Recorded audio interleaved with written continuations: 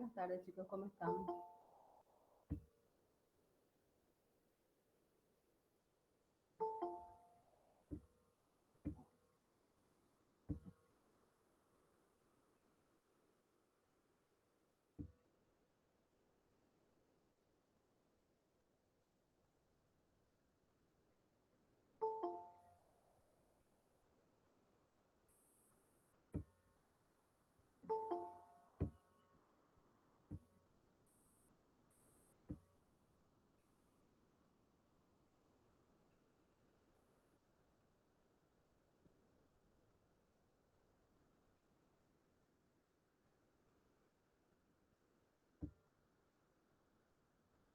Parece que ya estamos todos. Tenemos que avanzar con nuestros contenidos. Nosotros llegamos y conocimos los diagramas de esfuerzo cortante, momento flector. Ambos esfuerzos son característicos y necesarios definir en cada material a fin de poder saber cómo trabaja el material, dimensionarlo y tener la mejor estructura dentro de nuestra arquitectura posible. El arquitecto es siempre el que define los parámetros o los límites con los cuales nosotros vamos a trabajar en la parte estructural. Es decir, que el arquitecto tiene la responsabilidad de considerar las características del material para que luego los cálculos puedan ser más correctos. Sí, voy a grabar la clase. Estoy saludando nomás todavía entre que llegan los compañeros. ¿Sí? No sé quién levantó la mano también.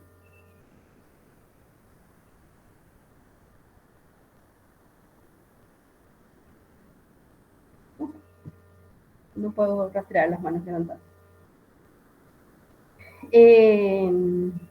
Bien. Voy a compartirles pantalla, chicos.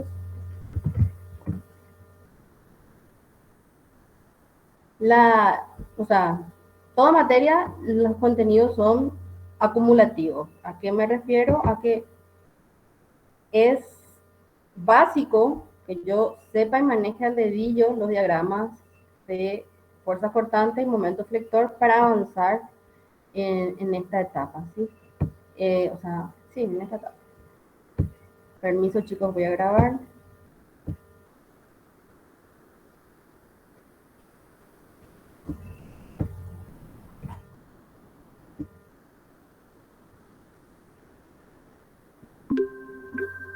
Bien, ahí estamos. ¿Qué vamos a hacer ahora? Ahora vamos a aprender y a conocer cómo utilizar esos diagramas de momento flector y fuerzas cortantes. Con esos dos elementos, nosotros podemos dimensionar los elementos.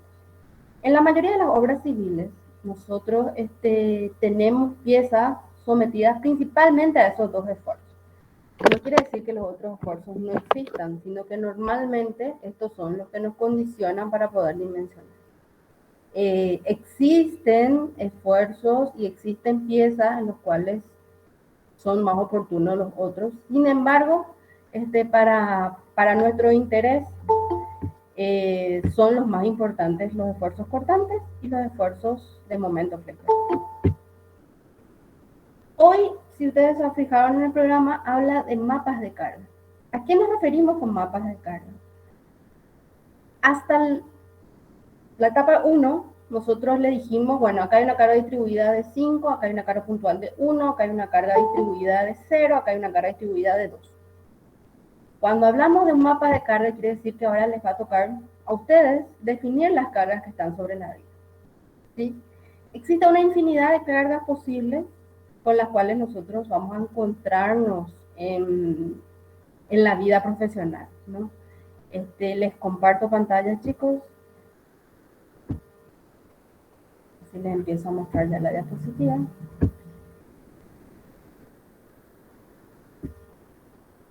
Me confirman, por favor, si ya están viendo. Se ve, profe. Gracias. Bien.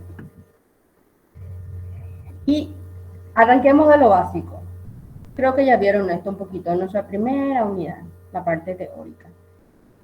Si hablamos de estructura, es aquello que hace al armado a la disposición de partes de una obra. Es el conjunto de elementos resistentes convenientemente vinculados entre sí que accionan y reaccionan bajo las cargas de servicio. ¿Qué es lo que está diciendo?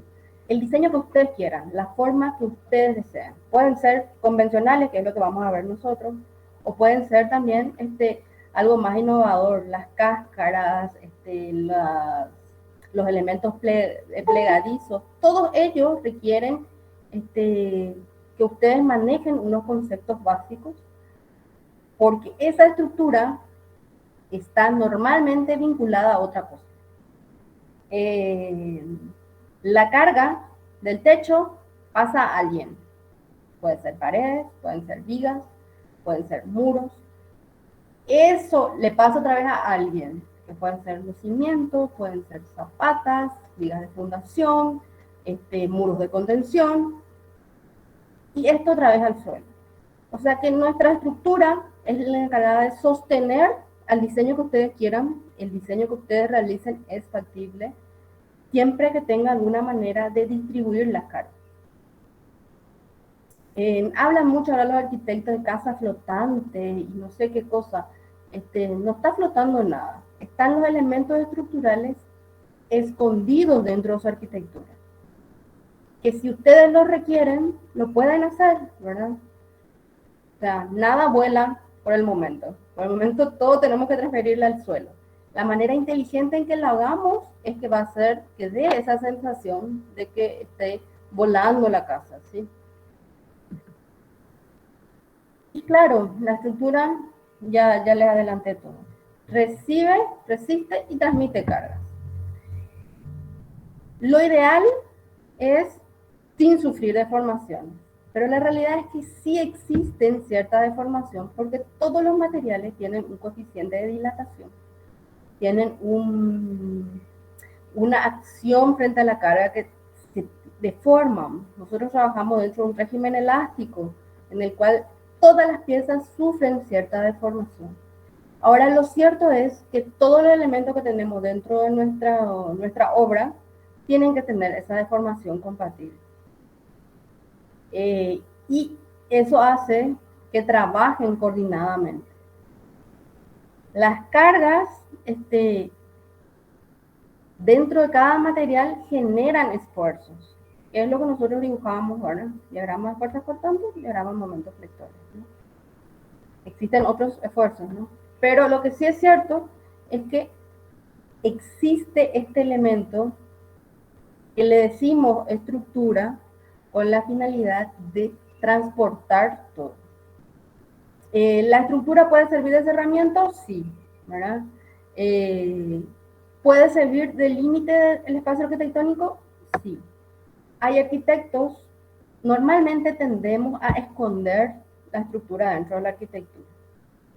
Sin embargo, hay arquitectos a los cuales han ganado premios y todo, porque hacen externa su estructura, le dan protagonismo a la estructura, es un elemento transversal principal en su diseño, ¿no? Incluso tengo una imagen que les voy a mostrar más adelante. Bien, yo les hablaba de estructuras convencionales. Las estructuras convencionales son losas, vigas, pilares. Los elementos son lineales. Si bien esto puede ser semicírculo, circular, triangular, estos elementos planos, por decirlo, constituyen una estructura convencional. Nosotros obviamente estamos entrando en calor con el régimen de estructuras, ¿no? Con todo lo que tiene que ver.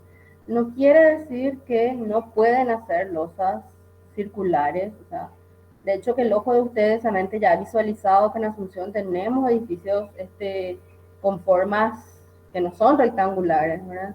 Y quizás sean superposiciones de elementos, pero normalmente todo es losas, vigas, pilares. En una estructura normal, convencional, las losas descansan sobre las vigas sobre los pilares a la fundación. Las fundaciones pueden ser superficiales o profundas. Cuando hablamos de superficiales, estamos viendo normalmente zapatas. Cuando hablamos de profundas, estamos hablando de normalmente pilotes o tubulones. Dependiendo del suelo, es el que nos define si hacemos profundo o superficial, ¿sí? Bien. Para definir las cargas que están actuando en una pieza, en un elemento estructural, yo tengo que identificar algunas cuestiones geométricas. Cuando hablamos de losas, nosotros estamos hablando de un elemento superficial. ¿Qué quiere decir eso? Que existen dos dimensiones, llamémosle en este caso A y B, que son mucho mayores a su espesor. ¿Verdad? El espesor de la losa, ustedes lo habrán visto en algún momento, normalmente es, por decirlo así, fino. Sin embargo, el área que cubre la losa es mucho mayor, ¿verdad? Entonces ahí hablamos de elementos superficiales. Estos elementos superficiales, cuando hablamos de hormigón, tienen dos posibilidades. Una posibilidad es que la losa reparta la carga que está aguantando a las 4 vigas, ¿sí? O sea que distribuye su carga a los 4 lados. Otra posibilidad es que su carga esté afectando solo a 2 vigas. Normalmente, cuando se le transmite toda la carga a solo 2 vigas, son vigas paralelas y son vigas en el lado mayor de la losa. Les hablaba yo del alto, que es el espesor, pues existe una dimensión, llamémosle A, que corresponde a la menor dimensión, le llamamos en obra luz menor, y cuando tenemos el otro lado de dimensión mayor, le llamamos luz mayor. Entonces, si yo tengo cargas solo en 2 vigas, esas cargas van directo a las que corresponden a la luz mayor, ¿sí? En este análisis geométrico, yo voy a rápidamente definir si se apoyan 4 o se apoyan 2.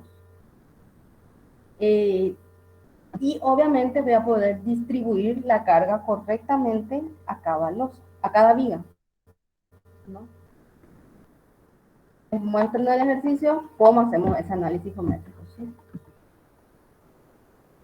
Una vez que yo definí si le cargo a 2 vigas o a 4, después paso a ver cuál es la carga que le voy a pasar y a quién, cómo, ¿verdad? Entonces, tengo que saber qué cargas están actuando en mi losa.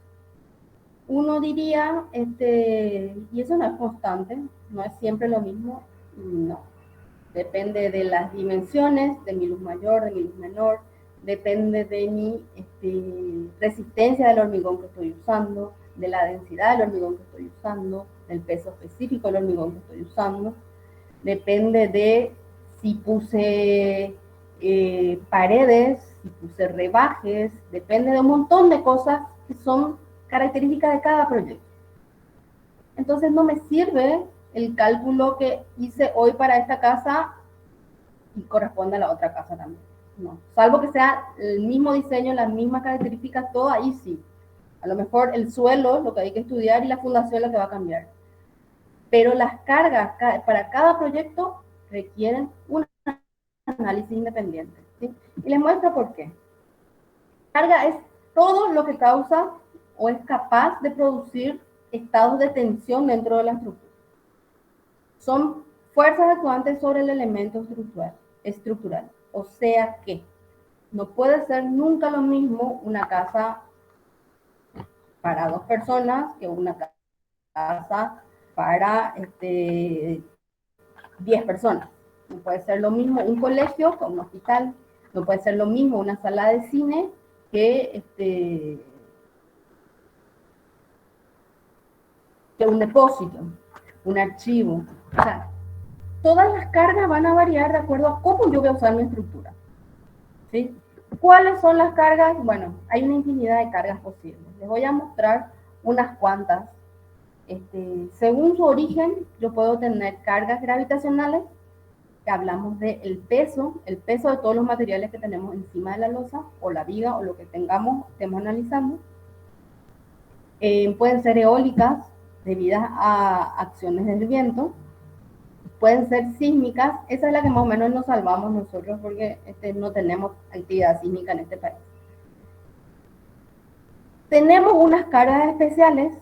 Si yo estoy haciendo un taller mecánico o una fábrica, hay ciertas maquinarias que necesitan absorber algún tipo de impacto, algún tipo de movimiento, algún tipo de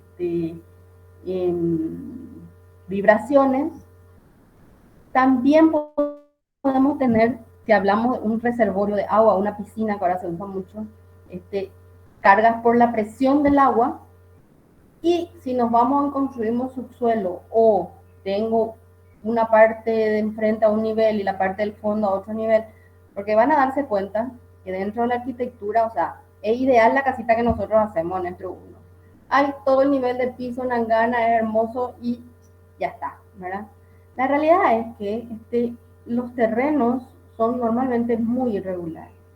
Entonces, hay sectores que tienen el fondo muy alto o el fondo muy bajo, a fin de que yo pueda reducir los costos y mejorar el diseño utilizando estos desniveles. Yo puedo crear escalones, puedo crear algún sistema de terraza, niveles que ayuden a mejorar mi terreno. Yo les cuento, en mi casa yo tengo una parte de enfrente a un nivel y tengo 2 escalones para el comedor y el patio, porque la pendiente no me daba para desaguar mi quincho que quedaba al fondo, ¿no? Entonces tuve que levantar el fondo a fin de que pueda desagotar sin problema el agua de lluvia, que no se me inunde el patio. En mi caso yo rellené. Hay casos en los cuales el terreno es así. Y hay casos en donde yo necesito generar un subsuelo, porque ahora hay un gran déficit de estacionamiento en Asunción y área metropolitana, ¿no? Entonces, ¿cómo hago un subsuelo? Voy a tener que submurar y ahí el suelo existe en el vecino. Entonces hay una presión del suelo, del terreno, como se llama acá, que también genera una carga sobre mi estructura que no es despreciable. A mayor profundidad, mayores presiones. Entonces, yo tengo que considerar esa carga. También existen algunas cargas por deformación. Les hablaba yo de dilatación, variaciones térmicas generan deformación, descensos de apoyo. O sea, si yo tengo un terreno donde hay muchas nacientes de agua, yo tengo que tratar de canalizar y ver también un mecanismo de drenaje a fin de que no me socave debajo de la estructura y genere algún descenso de apoyo. Y también hay por variación de propiedades. Yo eventualmente consideré que iba a tener estas características mi material y tiene otras, ¿verdad? Entonces, obviamente, se deforma diferente. Esas deformaciones también generan cargas dentro de la estructura. Otra clasificación es según el estado inercial. Yo puedo tener cargas estáticas o puedo tener cargas dinámicas. Cuando hablamos de dinámicas, móviles, impacto o resonancia. Fíjense que una clasificación no quiere decir que ya no entra acá. Las cargas gravitacionales son cargas estáticas normalmente, ¿verdad? Entonces, las mismas cargas pueden estar en diferentes tipos de clasificación. Las estáticas, ¿cuál es? Y la estática no depende del uso de mi casa, de mi obra. Van a estar siempre, esta parte de la estructura va a estar siempre aguantando eso. Y las dinámicas eventualmente sí están y eventualmente no. Los coeficientes de seguridad para las estáticas son mucho menores que para las cargas dinámicas, porque mi carga dinámica puede variar de repente de gran manera. No es lo mismo mi departamento, yo y mi marido, y mi cumpleaños estamos 30 personas, ¿verdad? O sea, esas son cargas móviles que no van a estar siempre en la estructura. Y también están según el tiempo en la que se aplican. Permanentes, como las cargas estáticas, que son normalmente lo que está implantado en la casa, o sea, lo que está por la obra en civil en sí, ¿verdad? O sea, los inodoros no van y vienen, se quedan allí, el hormigón mismo se queda allí, el techo, las paredes, todo es permanente. Y accidentales son lo que les decía yo, las personas, los muebles, los archivos, los depósitos, mismo el agua dentro del reservorio, hay veces que puede estar lleno, hay veces que puede estar a mitad, a media carga. Entonces ahí es donde hablamos de permanentes o accidentales.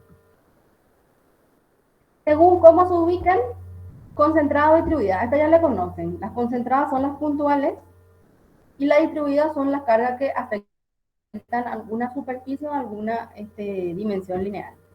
Las distribuidas pueden ser uniformes, variables, linealmente variables o siguiendo una variación irregular también.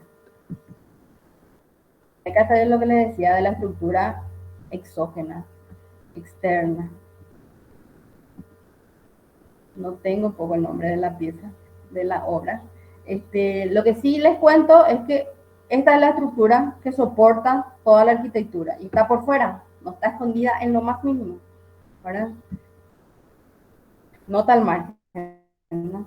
Siguiendo con la mi clasificación, les decía, según su recta de acción, yo puedo tener cargas verticales, cargas horizontales y cargas oblicuas. Y aquí les completé unas flechitas, las verticales, las horizontales y oblicuas que siguen algún ángulo, ¿verdad? No existe una obligación de cierto ángulo también. Cargas inclinadas. Bien. Con las cargas que yo puedo tener, que pueden ser de revestimiento, techo, pared, relleno, etc., yo voy a tener alguna solicitación dentro de mi estructura que va a generar deformación, esfuerzos. Estos esfuerzos dan pie a las tensiones. Las tensiones es lo que yo tengo que tenerlas y mantenerlas dentro de un rango admisible dentro de mi estructura para que tenga la vida útil que yo quiero en mi proyecto, ¿no? Y con esa tensión o esfuerzo máximo es con el que yo voy a dimensionar la pieza, ¿sí? Hasta aquí, mapa de carga propiamente, chicos. A partir de ahora les voy a mostrar ya un ejercicio de aplicación. La próxima clase, creo que la ingeniera Diana va a trabajar con un ejercicio parecido y luego vamos a tener un repaso más con la ingeniera Leticia a fin de afianzar y consolidar esto, ¿verdad? Esto mismo es lo que se requiere para el trabajo práctico también de ustedes. Entonces, mi recomendación, el ejercicio que vemos hoy, vuelvan a hacerlo solitos, no es lo mismo la profe explicando que ustedes haciéndolo. Y empiecen a resolver ya sus trabajos prácticos con esto, ¿sí? Si no me equivoco, 2 clases más, la tercera ya es el parcial y la cuarta es entrega de trabajo práctico. Entonces, corrección de trabajo práctico. Todo lo que ustedes puedan adelantar el trabajo práctico ya lo pueden ir haciendo con estos cálculos que les voy a mostrar hoy. En algún momento la profe Sandra les habrá dicho, bueno, vamos a poner una losita acá en el fondo para una galería, acá en el frente para el garage o algo así, ¿verdad? Para el lavadero. Y esa losita, seguro que se parece a algo como esto. ¿Qué es lo que para construir se necesita? Para construir se necesita una planta de encofrado, se llama, ¿verdad? Donde se muestran las dimensiones de los elementos estructurales que el carpintero, ya sea en madera o en metal, va a dar para el vertido del hormigón, ¿sí? A diferencia cuando veían la clase pasada de maderamen, que el maderamen ya pueden ir resolviendo todo también en su trabajo práctico, por cierto, porque ya les dio toda la ingeniera Leticia cómo calcular. Esta parte de hormigón, yo necesito establecer algunos parámetros iniciales porque no hay una cuantía comercial para las vigas, para la losa, para los pilares. Entonces, partimos de algo o de algunos datos, unos cálculos aproximados para establecer el dimensionamiento final de la pieza. Las losas yo en Stru 1 ya les doy de datos, en Stru 2 vamos a ver ya cómo dimensionarla propiamente. En la parte de Stru 1 siempre van a tener L, que representa la losa, y un número que le identifica. El espesor de la losa es lo que está acá abajo. Este dato está dado en centímetros, ¿sí? Todos los datos escritos están en centímetros, menos las cotas que sí están en metros, ¿sí? Las losas, las vigas, los pilares, normalmente siempre medimos de eje a eje cuando hablamos de luz, ¿sí? Entonces, cuando yo les decía antes, luz menor, luz mayor, yo me fijo en la losa 1, alguien me dice cuál es la luz mayor.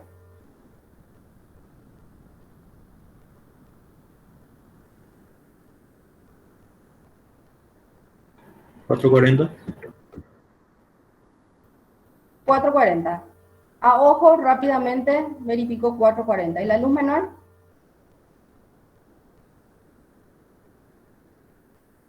210. 210, que es la transversal. Nosotros siempre vamos a trabajar, chicos, con losas rectangulares o inclusive hasta cuadradas pueden ser, ¿no? Pero siempre fíjense, la que es mayor, si esto era 2 metros y esta era 210, ese 210 ya es el mayor, así sencillo nomás, el más grande es la luz mayor. Con eso yo puedo establecer cómo se arma esta losa. Lo mismo va para la losa 2. La losa 2 yo defino su luz mayor y su luz menor. Con eso puedo saber cómo está armada la losa. Conforme yo sé cómo está armada la losa, avanzo mi análisis de carga. En mi análisis de carga, ¿qué me voy a fijar? Estos planitos que ustedes ven no es puramente un encofrado. En este planito yo también les estoy dando unos datos de análisis de carga. Fíjense que estas líneas discontinuas aparecen en estos planos solo con la finalidad de que ustedes puedan identificar a las mamposterías. Por eso están en línea discontinua. Es como una proyección de las mamposterías. Al carpintero que hace el hormigón, de ninguna manera le interesa qué mampostería está arriba o abajo. En lo más mínimo le interesa. O sea que esa información en un plano encofrado no existe, ¿sí? Pero para que ustedes identifiquen que hay mampostería sobre este tramo de la viga 1, sobre este tramo de la losa 1, aquí y aquí sobre la losa 2, y sobre este tramo de la viga 2, le rayamos estas proyecciones de la mampostería. Cada vez que ustedes vean estas líneas discontinuas en Stru 1, en Stru 2 y probablemente en Stru 3 también, sepan que estamos hablando de mamposterías. ¿Qué mampostería es? Y yo les doy de datos. Hay mampostería de ladrillo, 1,6. Hay mamposterías de ladrillo hueco, un poco más liviano. Y así, dependiendo del material, el peso específico de la mampostería, ¿sí? Existe también una franja que corresponde, estas líneas 45 corresponden a un rebaje de la estructura. ¿Qué quiere decir eso? Que la losa está, esta es la losa 2 y la losa 1 está más abajo, ¿sí? Existe una altura entre ellos diferente. ¿De cuánto más abajo estamos hablando? Y esa es la medida que me da acá.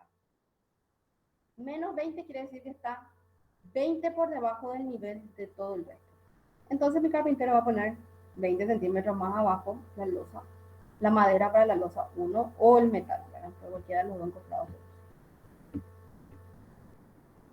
Espérenme que le voy a emitir.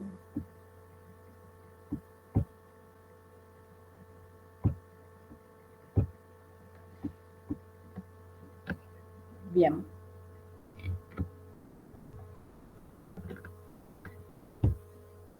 Entonces, en la losa 1 tengo un rebaje, en la losa 2 no hay línea discontinua, eso quiere decir que no existe rebaje. ¿Por qué habría rebaje en una estructura? Ahora ya no tanto, pero antes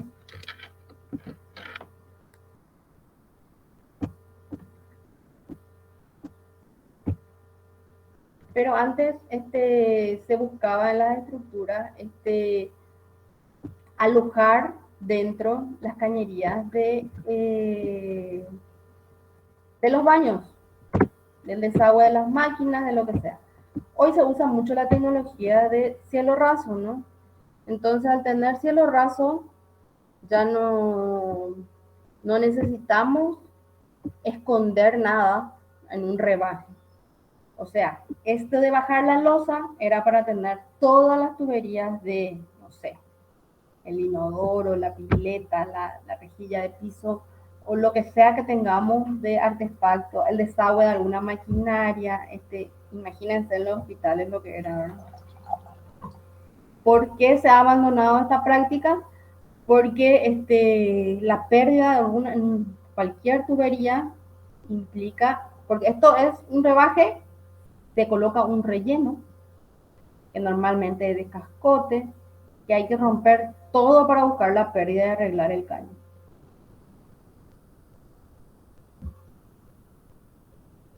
Ahora perforamos la losa, dejamos los pasantes para los baños y ahí también nos ahorramos el buscar la pérdida, porque ahora los caños están expuestos sobre el cielo raso, o sea, no lo vemos en realidad. Bien. Cada ejercicio ustedes van a tener también unos datos. Estos datos nos ayudan a conocer un poco el proyecto. Nosotros, o sea, muchas de las cosas las define el arquitecto. Esto hay todo tabla, no se estresen si ustedes están haciendo un hospital, obviamente que no van a usar estos datos, o sea, está todo estandarizado. Ustedes le dicen al ingeniero, esto es un colegio, un hospital, y de acuerdo a eso, él maneja las cargas, ¿no? Esta gama significa peso específico del hormigón armado, 2,4 toneladas. Gama del relleno, para justamente estos lugares donde tenemos rebaje. Gama de la mampostería. Yo necesito saber la altura de la mampostería. Ustedes ya habrán visto en su trabajo práctico, nomás luego que hay paredes que son rectangulares, otras que son trapecios, otras que son que no tienen la misma medida. Para los fines del cálculo, nosotros siempre vamos a considerarle 2,60 metros de altura. Y el ancho siempre vamos a considerar 20, o sea, siempre estando en este ejercicio. Cada ejercicio va a tener sus datos, ojo con eso. Si los datos cambian, obviamente, si el espesor de la pared es de 30 o de 15, en estos datos se les va a avisar o se les va a informar al respecto. CSC es la sobrecarga. ¿Esta sobrecarga a qué corresponde? Y corresponde al uso de la losa. Estas son las cargas dinámicas, accidentales, las que no están siempre. Pero hay que considerarlas, o sea, no son despreciables. Si uno está hablando de archivos, es muy poco despreciable, son cargas muy importantes que hay que considerar. Revestimiento, y le puse porcelanato, le puse piso contra piso. ¿Qué es lo que le puse ahí arriba de mi losa? El revestimiento. Y ya saben, lo habrán visto la semana pasada, la carga del techo. ¿Sí? La carga del techo, la carga de los tirantes, si es que tuviésemos. Si tenemos cargas de tirantes, ellos van a ser puntuales sobre mi viga. ¿Sí? Bien. Dada toda la información de esta losa, arranquemos acá. Paso 1. Análisis geométrico. ¿Qué hacemos? Relacionamos la luz mayor sobre la luz menor. Cuando hay una relación de proporción, siempre tiene que haber un condicionante. La condición es 2. Si es mayor o igual a 2, nosotros estamos hablando de una losa armada en una dirección. Si es menor a 2 la relación, estamos hablando de una losa armada en 2 direcciones. ¿Qué es lo que arma la losa? Las varillas. Cuando hablamos de armada en una o en 2 direcciones, estamos hablando de cómo vamos a calcular las varillas. Pero tranquilo que eso lo vamos a ver en nuestro 2 recién. Sin embargo, esto ya nos condiciona desde el análisis de carga, ¿sí? Por lo que les decía, ¿no? Que está armada en dos direcciones, transmite las cargas a las 4 vigas.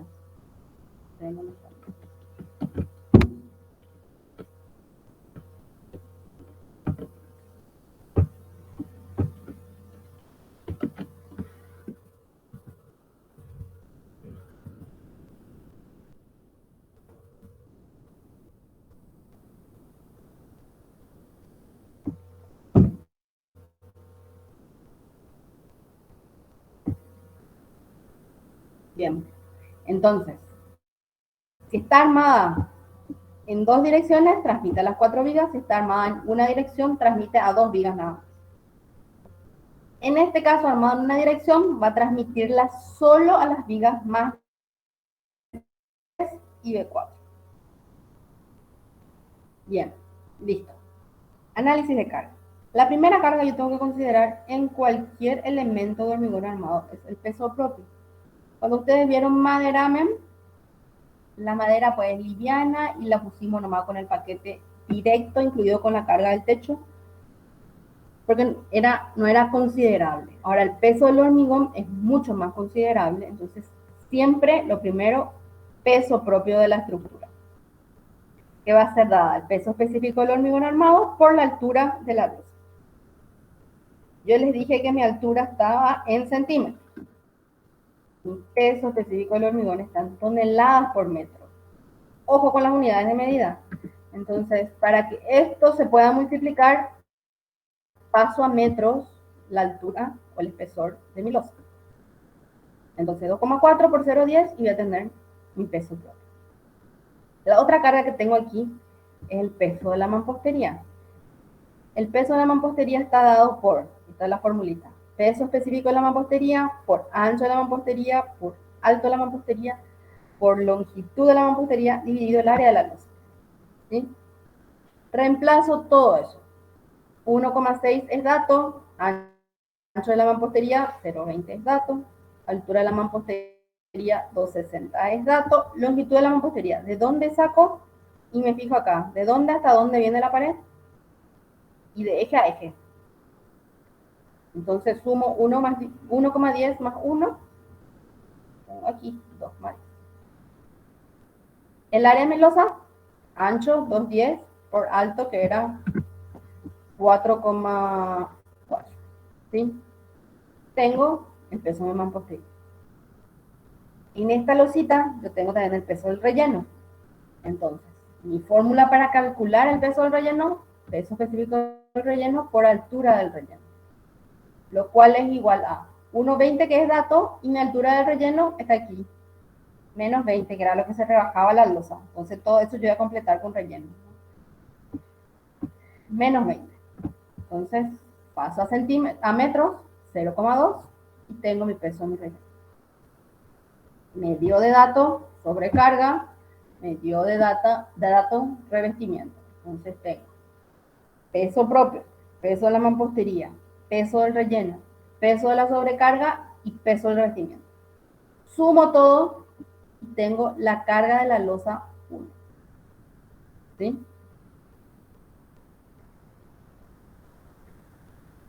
Repasemos con la losa 2. Era lo primero que hago, mi análisis geométrico. Luz mayor sobre luz menor. Luz mayor, fíjense que hace rato estaba en la vertical, ahora está en la horizontal, no pasa nada. 5 dividido 4,4. 1,14 si está bien este número. Es menor a 2, entonces mi losa está armada en 2 direcciones. Bien, hago mi análisis de carga. Carga 1, peso propio siempre. Peso específico del hormigón armado por la altura. Paso a metros mi altura, que está en centímetros. 2,4 por 0,12. Tengo mi carga de peso. Tengo mampostería acá. La misma fórmula que vimos recién, pero ojo. Peso específico del hormigón, dato. Ancho del hormigón, peso específico de la mampostería, dato. Ancho de la mampostería, dato. Altura de la mampostería, dato. Longitud de la mampostería, ahora tengo 2 mamposterías. La verdad es que puedo hacer por separado o todos juntos, porque finalmente se repiten todos los datos y la diferencia es la longitud nomás. Entonces, para hacerlo más fácil, yo directamente sumo esta longitud más esta longitud y hago una sola vez el cálculo de mampostería, ¿sí? Entonces, mi mampostería 1 mide 5, mi mampostería 2 mide 4,40, sumo todo y meto dentro de mi ecuación. Divido el área de la losa, que es 5 por 4,40, ¿sí? Resuelvo y tengo el peso de la mampostería. Fíjense que aquí ya no tengo marcado el relleno, entonces no sumo. Siempre voy a tener mi sobrecarga de uso, siempre voy a tener mi revestimiento, salvo que el proyecto diga que a partir de esta losa ya es alfombra y cambiamos el peso del revestimiento. O despreciámoslo, la alfombra no pesa nada. Y sumamos todo lo que tengo.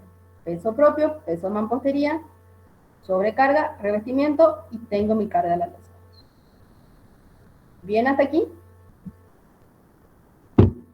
Sí, profe. Bien. Tengo mi análisis geométrico, tengo mis cargas. Ahora tengo que empezar a distribuirle a las vecinas, a las vigas. Vamos por el caso más fácil. En la losa 1, yo les dije que teníamos que una losa armada en una dirección, entonces les toca solo a 2 vigas. ¿Cuál es el área de influencia que le corresponde a cada viga? La mitad del área de la losa. La mitad para B3 y la mitad para B4. ¿Sí? Entonces, del área total, 2,1 por 4,40 dividido 2, tengo, y en partes iguales, el área de influencia para B3 y para B4.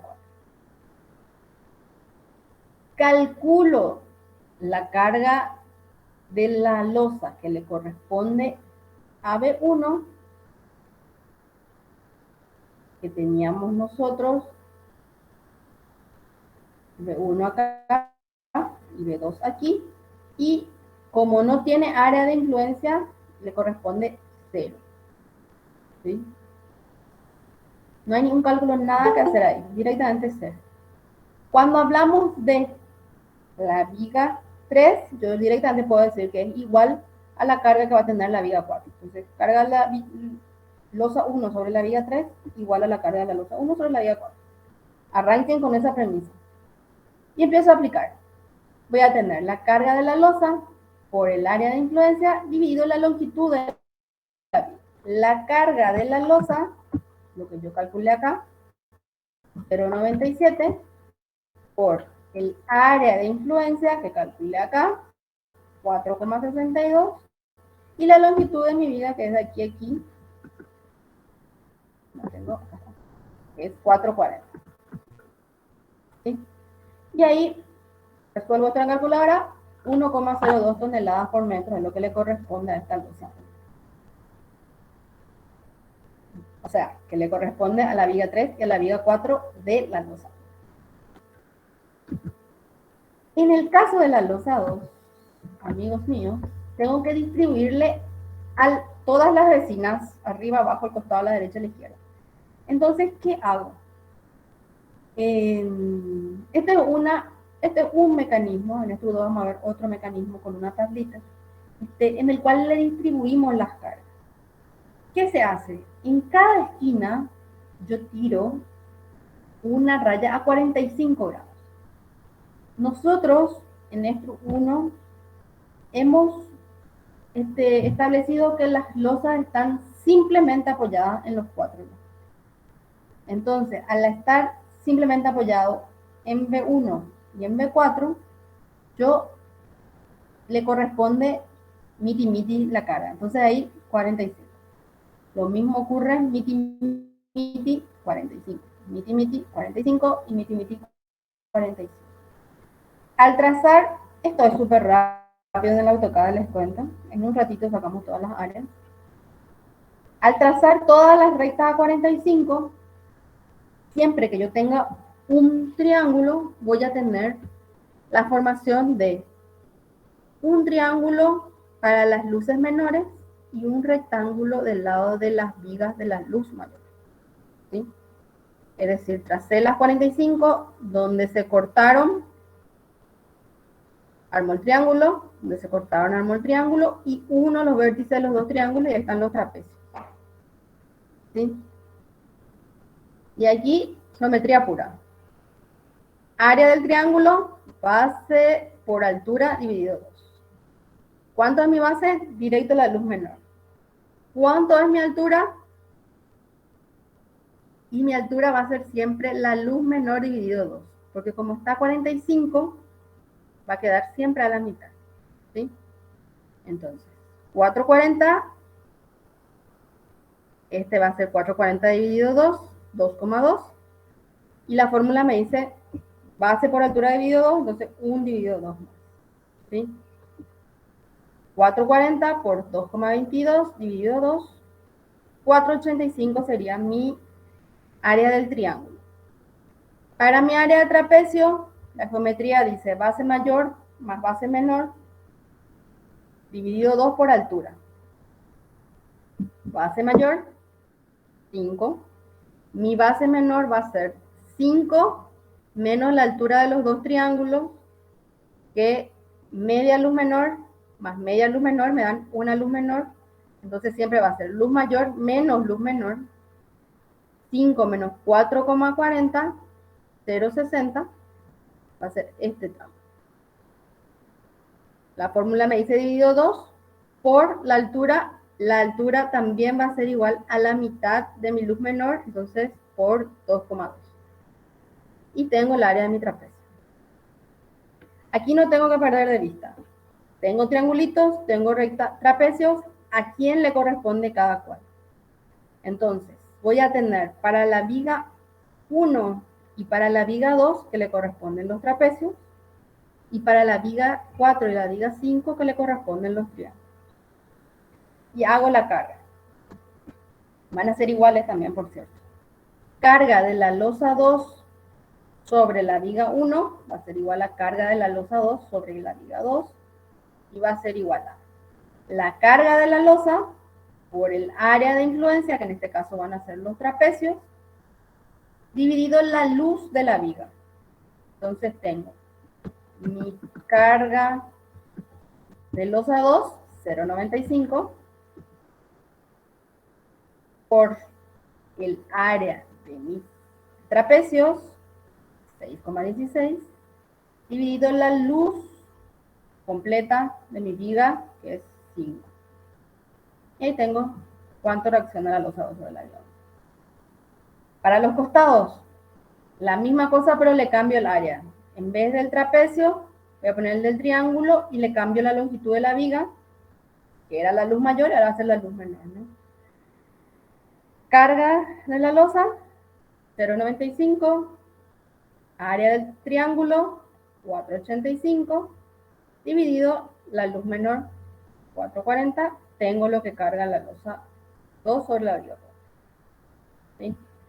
Les recomiendo repetir el ejercicio, entrénense para poder visualizar bien a quién le estoy pasando las cargas. ¿Sí? Bien. Una vez establecido qué carga me generó la losa, porque fíjense que el ejercicio es dimensiona la viga 1. Yo ya tengo lo que le carga la losa 1 a la viga 1, que es 0. Yo ya tengo lo que le carga la losa 2 a la viga 1, que es 1,17. Tengo otra carga sobre la viga 1.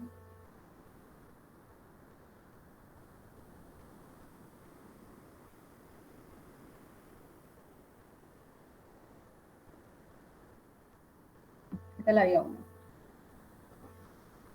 ¿Ven otra carga sobre la viga 1?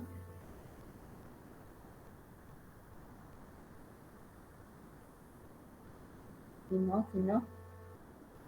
¿Qué les dije que era estas líneas discontinuas? Mampostería, ¿verdad? No, ¿qué sería? ¿Qué les dije yo que en el hormigón no hay que despreciar?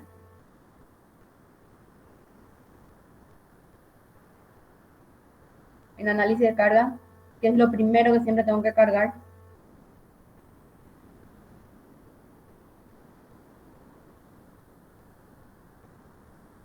durmiendo, está forzada la siesta. El peso propio. Excelente, el peso propio. Siempre en hormigón, el hormigón pesa mucho, entonces siempre el peso propio primero. Entonces, tengo lo que reaccionan las losas, tengo la mampostería, tengo el peso propio y me tengo que fijar algo particular. Yo les dije, en la estructura normalmente la losa descansa sobre las vigas sobre los pilares a la fundación. En este caso, fíjense, la viga 1 se apoya en P1 y se apoya en P2, pilares. Espectacular. La viga B2 se apoya en el pilar 3, en el pilar 4, espectacular. La viga B3, ¿en quién se apoya?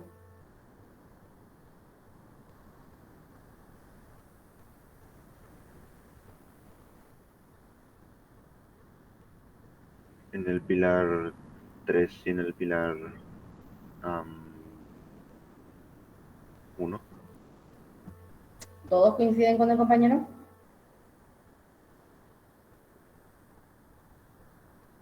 Vamos a coincidir todos en que apoyan el pilar 3, está medio clarito.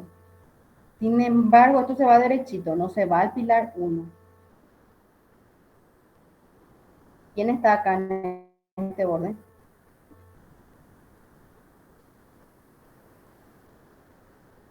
Más pista no le puedo dar. La viga 1. Sí, señor. Entonces, B3 está descansando en un pilar y en una viga. ¿Esto es posible? Sí. ¿Es posible que una losa descanse en otra losa? Sí. Vamos a verlo, no. Pero las vigas sí es, y es algo que muchas veces vamos a encontrar. Resulta ser que los pilares son elementos verticales que normalmente nos cortan los ambientes. Hay ambientes que ustedes saben más que yo, incluso ya seguro, que no puedo tener en mi mesa de comedor un pilar, ¿verdad? O quizás sí puedo, ¿verdad? Pero no es lo más óptimo, ¿verdad? Le sacamos, liberamos el ambiente, el espacio central, entonces los pilares van quedando por fuera. No es conveniente una estructura llena de pilares, o sea, no puedo tener un pilar a 1 metro de otro, ¿verdad? Entonces, hay veces que a mi viga le toca descansar sobre otra viga, que es este caso. La viga de 4, por ejemplo, esta sí que no tiene ni un pilar en sus extremos. Esta está descansando una parte en B3, perdón, una parte en, no sé qué le dije, B2 y una parte en B1, ¿sí? 2 apoyos. Siempre nosotros vamos a buscar, así como en la etapa 1, 2 apoyos, 2 puntos de apoyo siempre.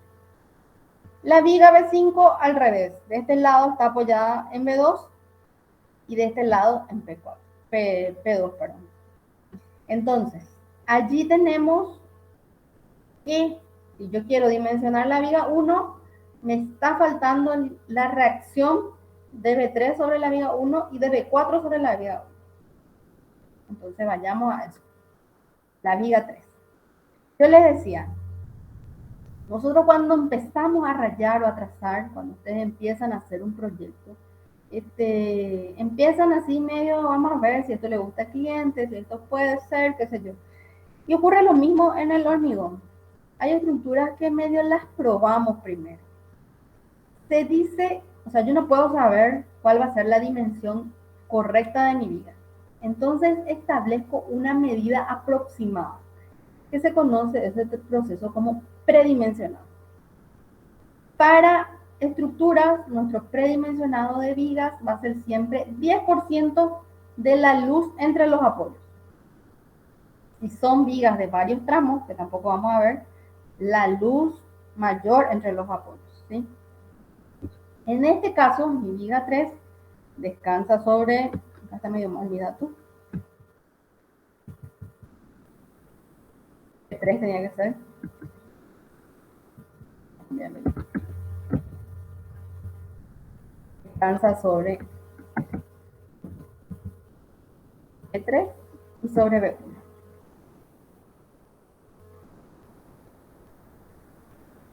Entonces, la viga, la dimensión o la distancia entre estos dos apoyos es 440. 10% de 440 0,1 por 4,40, 0,44 es la altura de esta viga. El ancho o el espesor de la viga va a ser 20, que me dio de datos el planito. Y arranco el análisis de carga. El análisis de carga, peso propio primero. Fíjense que ahora cambiamos. Antes yo tenía peso específico del hormigón por altura de la losa. Ahora voy a tener por ancho de la viga y por altura de la viga. ¿Sí? Siempre meto todos mis datos en metros. Peso específico del hormigón no va a variar. Mantengo el mismo. Mi dato dice 240. El ancho de mi viga es 0,20. El alto es 0,44. Multiplico, tengo el peso específico en la viga. Sobre esta viga 3, la losa 1 estaba descansando, entonces tengo que considerar también la carga de la losa 1 y sumo. Fíjense que acá la sobrecarga yo ya no coloco porque ya le pasé a la losa, ¿sí? Y en la reacción de la losa ya está viniendo también la sobrecarga sobre la viga, ¿sí? Sumo y tengo mi carga de la viga 3. Lo que a mí me interesa son las reacciones de esta viga. Para calcular las reacciones y si ustedes hacen sumatoria de fuerza en el eje Y igual a 0, les va a salir lo mismo. Les va a salir esta formulita que dice Q por L dividido 2. Siempre estamos hablando de una viga simplemente apoyada en los extremos, con carga uniformemente distribuida sobre ella, es posible usar esta fórmula Q por L dividido 2. Si no, 0,3. Sabemos cómo lo hacíamos en la primera etapa. La misma forma calculo la reacción. Sumatoria de fuerza en el eje Y igual a 0. Sumatoria de momentos en uno de los apoyos igual a 0. Y voy a llegar al mismo resultado. Como es simétrico todo, tanto P3 como P1 son iguales y todos tienen la reacción igual a 2,71. Mismo análisis repito con la viga 4. La viga 4 tiene la misma longitud, 2 semipredimensionados, 0,10 por 4,4, 0,44. Listo, análisis de carga. Tengo el peso propio siempre, peso específico del hormigón, por ancho de la viga, por alto de la viga. El ancho tengo de dato en mi plano, el alto el que calculé el predimensionado, tengo mi peso propio. Sobre esta viga tengo la reacción de la losa 1 y también la reacción de las losa 2. Tengo que sumar los dos ahora para poder tener correcta el análisis de carga. Y mi carga, sumo todo, 2,39. La reacción de la viga 4 sobre la viga 1 y la viga 2 van a ser iguales, simplemente apoyado en sus extremos, carga uniformemente distribuida, entonces puedo aplicar Q por L dividido 2. Q, que recién calculé, 2,39, longitud 4,4 de la longitud total de la viga, dividido 2, y tengo 5,26. Ahora sí ya tengo las cargas de las vigas sobre la viga 1. Vayamos a la viga 1. ¿Qué tengo más en la viga 1? Un peso propio y su mampostería. Entonces calculo. Paso 1, predimensiono mi viga 1, porque yo no tengo todavía su altura. Fíjense que la viga 1 tiene un voladizo aquí, uno que no tiene apoyo, que está volando de 1,10, y después entre este y este apoyo tengo 6 metros. Esa es mi longitud de apoyo con el que yo tengo que predimensionar. ¿Sí? No es en donde termina la losa 1. Ojo con ese detalle. No es la longitud total. Este también le encanta poner mal en el examen a ustedes. Luz entre los apoyos para el predimensionado. Entonces, 10% de 6 metros, 0,6, y tengo el predimensionado. Esta viga es 20 por 60 según mi predimensión. Peso propio de la viga, peso específico del hormigón, por ancho por alto, 240 por 20, que era mi dato, por 0,60 es igual a 0,20 toneladas por metro. El peso de la mampostería, vieron que cuando era losa yo les dije por el área, qué sé yo, bueno, el peso de la mampostería ahora va a ser peso específico de la mampostería por espesor y alto de la mampostería nomás. No depende de la longitud. ¿Por qué? Porque la longitud va a estar dibujada acá en nuestro gráfico. En este gráfico tiene, toda la viga tiene este celeste, que es el peso propio. Del lado, porque la losa me lo marcaba, ¿dónde te fuiste? Entre P1 y P2 tengo mampostería, y hasta 1 metro antes del apoyo P1 tengo la reacción de la losa 2, que es lo que les pinté acá en verde. Reacción de la losa 2, peso de la mampostería y peso. Puntuales voy a tener la reacción de la viga 3 y la reacción de la viga 4. ¿Sí? Completo mi esquema de carga y voy a tener peso propio en todas partes. Lo que les decía de la reacción, el peso de la mampostería sobre la viga, de extremo a extremo. Y luego la reacción de la losa 2 solo desde B4 hasta el extremo B. Entonces tengo carga 1, 0,29, carga 2, 1,19 y carga 3, 2,36. Mis puntuales, las reacciones que calculé recién. Para que yo le ponga 100% el esquema de carga en el examen, usted tiene que llegar a esto. Y esto es igual a ¿qué?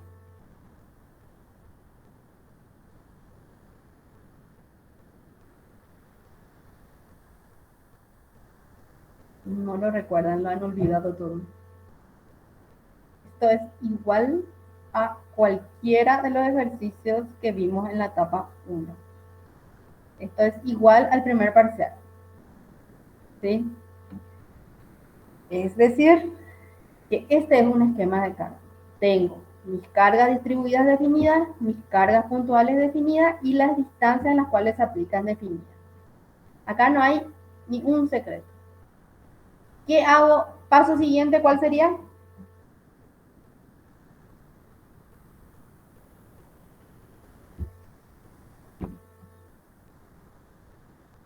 No se acuerdan. El favorito de la cátedra, la niña bonita de la cátedra. Los niños bonitos, porque son los diagramas de fuerza cortante y momento flexible. Este es el momento donde aplicamos toda la primera etapa. Es decir, voy a calcular las reacciones, voy a calcular las resultantes, voy a tener 1, 2, 3 cortes y voy a llegar, están los cortes, y voy a llegar a mi diagrama de fuerzas cortantes y momentos flexibles. ¿Sí?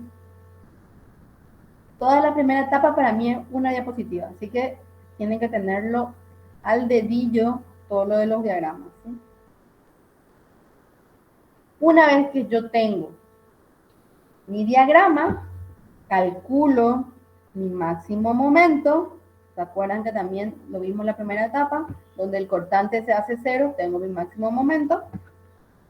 Y con él me voy a una tablita en el cual el ancho de la viga está en la parte superior y busco ¿cómo se dice? El momento que me salió. Obviamente tiene que ser uno que está por ahí, porque no van a tener justito 11,9, es muy difícil que encuentren la tabla. Ay, pero miren que acá hay. Ahora que le miro. Cham. Ah, no, pero es de 30. En de 20 tengo 11 y después me salta a 14,6. 11 no me cubre este momento máximo. Si yo uso 11, mi viga se va a romper. Entonces, porque mi momento máximo es 11,9, rayante 12. Entonces uso el de abajo. 14,6 le corresponde una altura de 8. ¿Qué es? 80. Que es lo que ustedes ya vieron en la primera etapa. Y ahí tenemos listo nuestra segunda etapa. ¿Qué hemos agregado, chicos? La previa. ¿Cómo definimos las cargas que están en la viga? Consultas.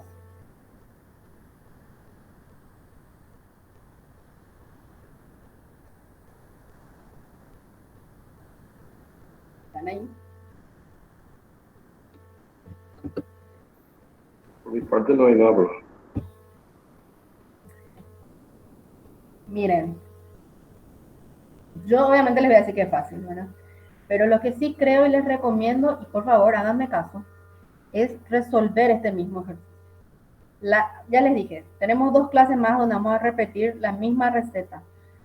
Pero si ustedes tienen ya sus dudas, tienen ya su interpretación de cómo se resuelve el ejercicio, es mucho más fácil que ustedes avancen y se afiancen dentro de lo que va a ser esta segunda etapa. Esta segunda etapa es madera y esta parte de dimensionamiento y análisis de cargas de vigas, ¿no? Entonces, ¿qué les va a servir también para el trabajo práctico? Cálculo no se aprende por rever el video o reescucharla a la profe 10 veces. Tienen que agarrar calculadora, lápiz, bolígrafo, rayar, trazar, escribir, calcular, ¿sí? Es la única manera. Bien. ¿Alguien que tenga alguna otra duda?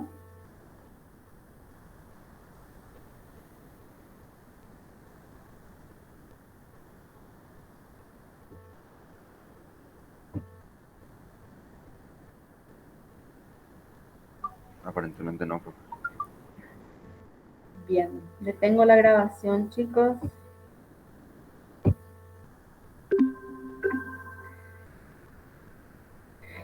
Les comparto el enlace para que puedan acceder a la grabación.